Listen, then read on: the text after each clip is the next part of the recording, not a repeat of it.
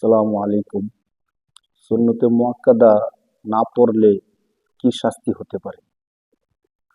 ওলামায়ে কেরামগণ বলছেন, সুন্নতে মুআক্কাদা অত্যন্ত গুরুত্বপূর্ণ একটা বিষয়। রাসূল সাল্লাল্লাহু আলাইহি সাল্লাম গুরুত্ব সহকারে পড়তেন। অতএব উম্মতের উচিত রাসূল সাল্লাল্লাহু আলাইহি সাল্লামের অনুকরণে সবসময় সুন্নতে মুআক্কাদা গুলো গুরুত্ব সহকারে আদায় করা। সুন্নতে মুআক্কাদা গুলো আদায় করলে রাসূল সাল্লাল্লাহু আলাইহি সাল্লামের শাফাআত এবং আল্লাহ তাআলার রহমত বরকত পাওয়াটা অনেক বেশি সহজ হয়ে যায়। তবে কোনো ব্যক্তি যদি সুন্নতে মুআক্কাদা আদায় না করে, কোনো কারণে কখনো মাঝে মাঝে ছেড়ে দেয় অথবা হঠাৎ কোনো একদিন ছেড়ে দেয়, তাহলে তেমন বড় কোনো গুনাহ হবে না। কিন্তু কোনো ব্যক্তি যদি সবসময় ছেড়ে দেওয়ার অভ্যাস করে অথবা সুন্নতে মুআক্কাদা না পড়ে, তাহলে সে অনেক বড় গুনাহের ভাগীদার হবে। যেহেতু সুন্নতে মুআক্কাদা কেউ পরিত্যাগ করলে সেটা মাত্র তাহরিমি, হারামের কাছাকাছি হয়ে যায়।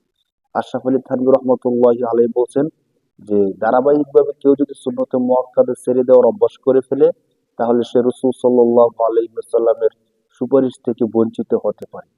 কত বড় একটা ভয়ঙ্কর কথা! আর হাদিসের মধ্যে আসছে, রাসূল সাল্লাল্লাহু আলাইহি ওয়াসাল্লাম বলছেন, ফামান রগিবা আন সুন্নতি ফালাইসা মিন্নি। যে ব্যক্তি আমার সুন্নত থেকে মুখ ফিরিয়ে নিবে সে আমার উম্মত নয়। নাউজুবিল্লাহ! কত বড় ভয়ঙ্কর একটা কথা! এজন্য আমরা সুন্নতে মুআক্কাদা গুলো গুরুত্ব সহকারে পড়বো ইনশাআল্লাহ।